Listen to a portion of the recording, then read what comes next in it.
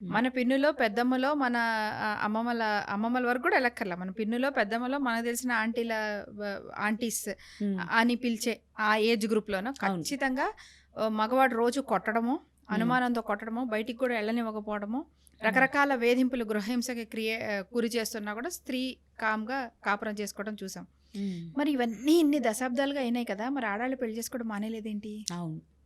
కదా! హ్మ్. మరి ఆడవాళ్ళు భయపడాలి కదా!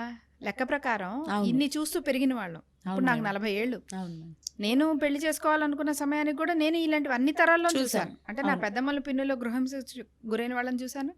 వాళ్ళ పిల్లల పెళ్ళిళ్ళు చేస్తే వాళ్ళకి వరకట్న వేధింపుల వల్ల వాళ్ళని బయటికి పంపించేయడమో, చేయడమో, తనడమో లేకపోతే ఎక్కువ హ్మ్. కట్నం కోసం అడిగితే తప్పక హ్మ్. వెళ్ళి ఇవ్వడమో, కారులని, బళ్ళనో, హ్మ్. వ్యాపారాలకి ఇవి కావాలనో, అంటే పెట్టుబడులు కావాలంటే పొలాలవి రాసివ్వడాలో ఇలాంటివి చూస్తున్నాము. హ్మ్.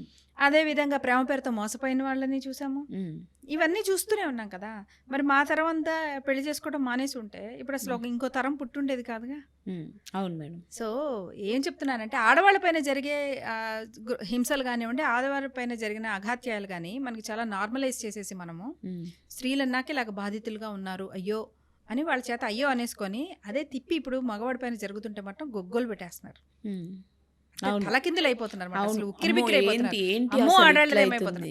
ఒక అమ్మాయి ఇట్లయిపోతుంది. ఒక హనీమూన్‌లో ఒకతన్ని చంపేసేస్తే వీళ్ళందరూ వెనక్కెళ్ళిపోయి ఆ అమ్మాయి పెళ్లి విషయాలేంటి, అమ్మాయి అంతకుముందు అన్ని వీడియోలు వెతికేసుకొని మరి, హ్మ్. అమ్మాయి అప్పుడేం చేసింది, ఇప్పుడు డాన్స్‌కెలా చేసింది, హల్దీలో ఏం చేసింది, బారాత్‌లో ఏం చేసింది, అన్ని వీడియోలు వెతుక్కున్నారు కదా! హ్మ్. మరి ఆ ఇన్సిడెంట్‌కి జరిగిన ఒక రోజు ముందు కొద్ది రోజుల ముందో వెనకనో కూడా ఒక గృహహింస జరిగింది. ఒక అమ్మాయిని పెళ్లి చేసుకుంటానని గోవా దగ్గరికి తీసుకెళ్ళి అక్కడ చంపేయడం జరిగింది. ఆ ముందు కొన్ని రోజుల్లో రేపొద్దున డెలివరీ అంటే ఈరోజు రాత్రి గర్భిణిని చంపేస్తే తల్లి, పిల్లాడి ఇద్దరు చచ్చిపోయిన సంఘటనలు జరిగాయి. మరి వీళ్ళ పెళ్ళిళ్ళ ఫోటోలు, వీళ్ళ ఎంగేజ్‌మెంట్ ఫోటోలు, వీళ్ళ పుట్టు పూర్వోత్తరాలు మనం ఎందుకు వెతకలేదు? వెతకరు.